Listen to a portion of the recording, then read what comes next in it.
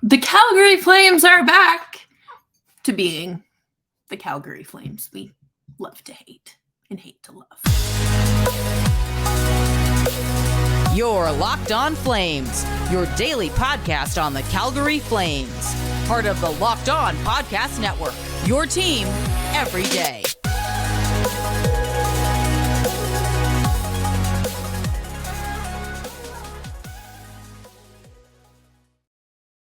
Hello, everyone, and welcome to today's episode of Locked On Flames. As always, I'm your host, Jess Belmosto.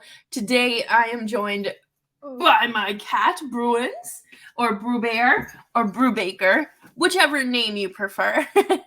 And thanks so much for hanging out with us today. Make sure you're subscribed to Locked On Flames wherever you get your podcasts, and we're free on YouTube as well. And we need to talk about the game last night, the lines, the time on ice for Kadri, Lewis, and Lucic. And of course, since it's Friday, we are going to run through the winners and losers of the week. I can't wrap my head around any of this. I saw the lines graphic at the start of the Sportsnet broadcast, and I was concerned. Milan Lucic was skating with Kadri and Lewis, and then Nick Ritchie was back in the lineup. Adam Ruzicka was here as well, and that's something we can always be excited about. But then you had Dylan Dubé buried in the fourth line, and it was truly a matter of throwing crap to the wall and watching it stick and hoping it sticks for Daryl Sutter. But, in the 7-2 win, you do have to ask yourself a few questions. Was this a matter of the Vegas Golden Knights, one of the best teams in the NHL, going in and underestimating their opponent? And I'm not saying this to discredit the Flames' performance, because I think that, it is a matter of them being the Calgary Flames and Vegas, watching film and whatnot. But the Flames went up early, 2-0 early, and then, Vegas ties it. And then at that moment, I tweeted, like, this, my friends, is where everything begins to crumble. For Vegas, I guess, because the Flames ended up going ahead into the third period with a 3-2 lead, and then Vegas never scored another goal. And I was shocked. Jonathan Quick did the Flames a favor. And with Chicago beating Nashville and the Bruins beating Winnipeg, the Flames are now 3 points out of a playoff spot. And it is so close that, you can, see the fajita sizzling coming out of the kitchen, and it's coming towards you. But I fear this fajita tray may be going to a different table. It's not coming to us. And, Toffoli had just an absolutely massive game, and I think it was needed. I think he just absolutely looked great out there. I was worried to see if he had any concussion symptoms or anything like that after getting what appeared to be an elbow to the head in the game against Ottawa. But again, it was nothing, or nothing that is a cause for concern, I should say. And Markstrom also looked phenomenal. I will say there were several moments where there was a lot of traffic in front of the net, and he had no issue. He was tracking the puck well. He was on top of it. It looked like second nature to him again. And it was good to see. Obviously, you want to see things like that. But I really don't have an issue with him allowing 2 goals, considering the Flames were able to answer for them. Obviously, you strive for perfection every game, but you're not getting that. I'm sorry, especially with this Flames defense. Can we also just take a second to talk about completely just blanked Troy Stetcher going out there and fighting what's his name, Paul Cotter, like literally tore his jersey to shreds. And I don't know what they fought about. I don't know who said what, but I just think that maybe we don't need to do that. We don't need to do that. I do appreciate a good like vintage worn jersey though, so maybe we can have some more of that instead. It was a good game for Mackenzie Weegar as well. He went out there and scored the first goal of the game. Did any of us have another Mackenzie Weegar goal on our bingo card? I didn't. I certainly didn't. I don't know why I thought he had more than one goal going into last night, but that was only the second of his season. I'm very, very impressed, I will say. It was a 4-point game for Toffoli, and Coleman and Elias Lindholm racked up 2 apiece. Just a good game. I think that this, again, we've been talking about how it's too late for this team to turn a corner.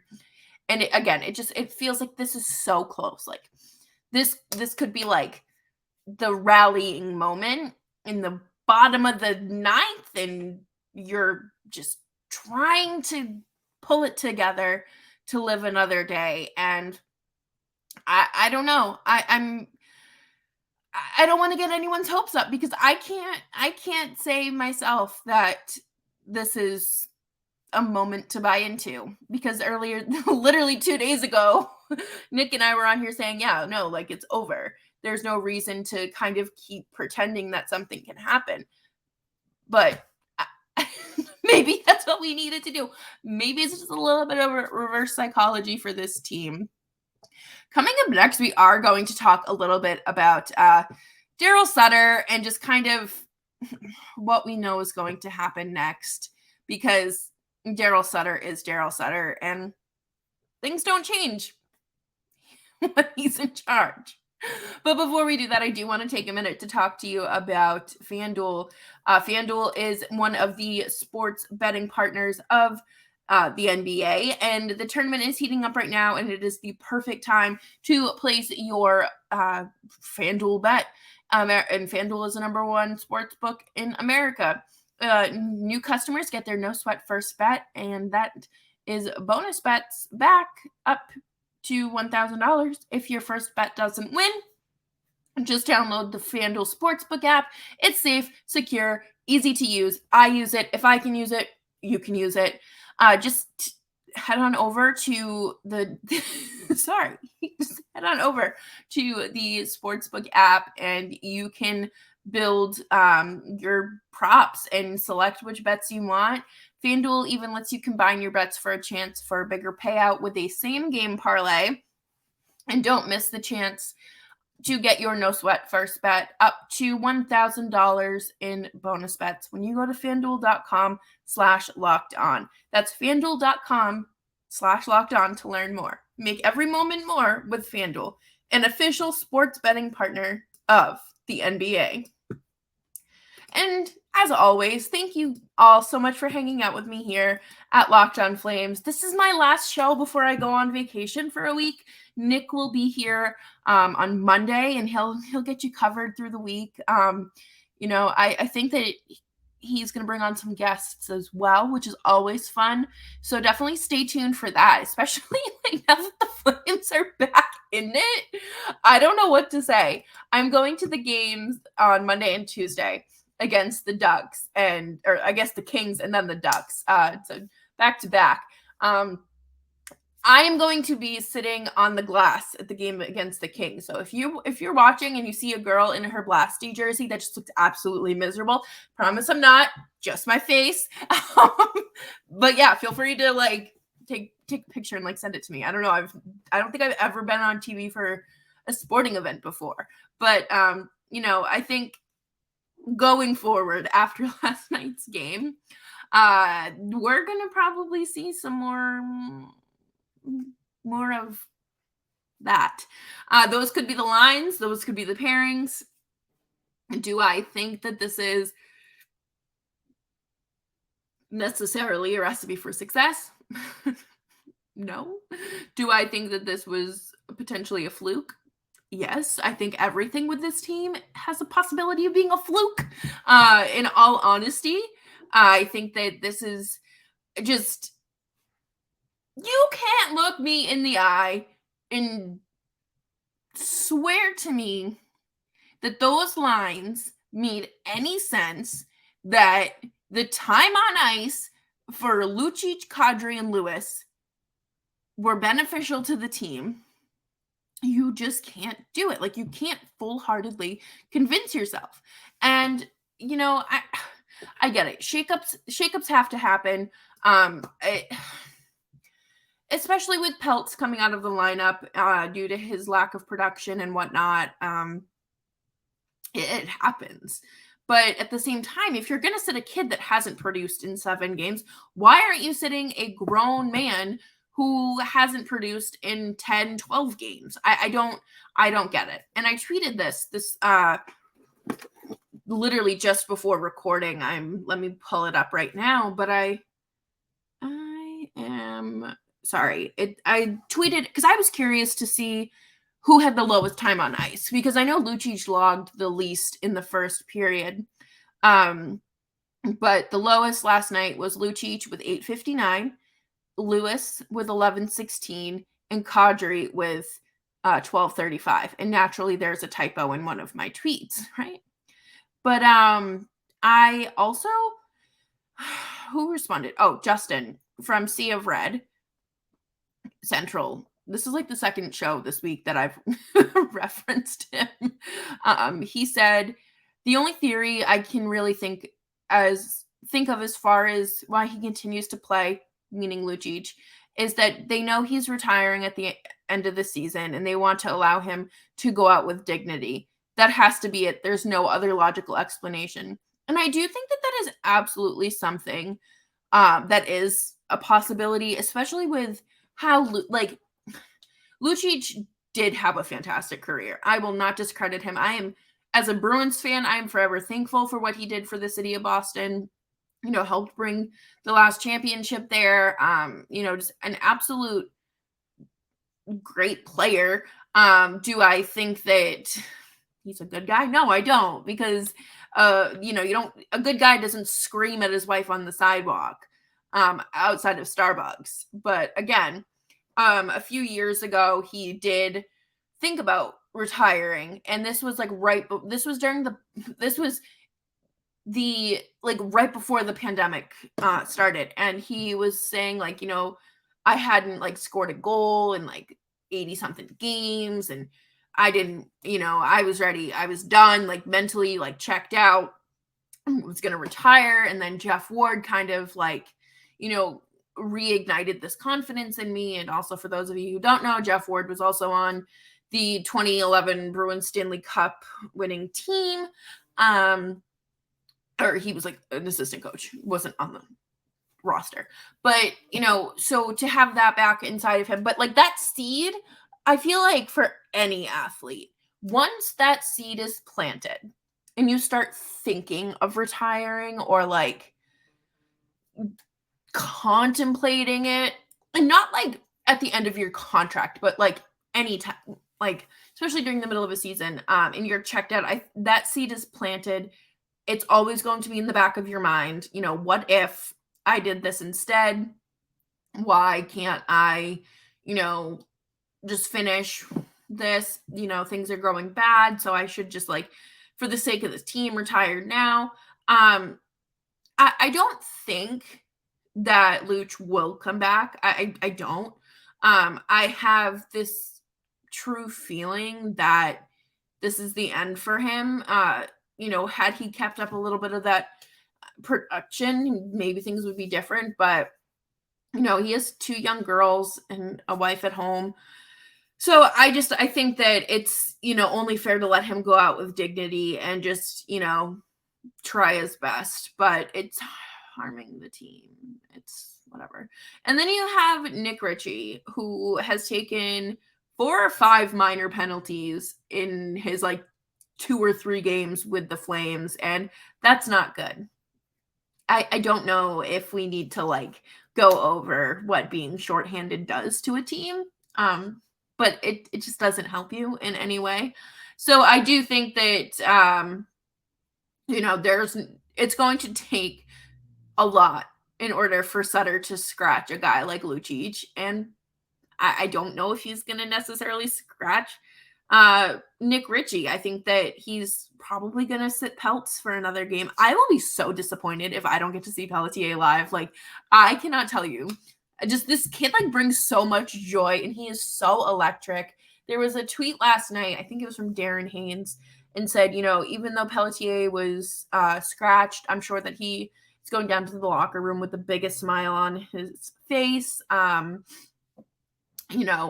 of everyone, and that's the energy you need, regardless of if you logged 2 seconds of ice time or if you were scratched. It's just you need someone that's gonna kind of celebrate you, since clearly your coach isn't. But long story short, this stuff is not gonna stick. It stuck to the walls once. Pure luck. You were in Vegas. Anything can happen in Vegas. You win in regulation for the first time in franchise history. Like, congratulations. I'm very proud of you for that. But at the same time, we got to figure something else out. There's got to be a different recipe for success here.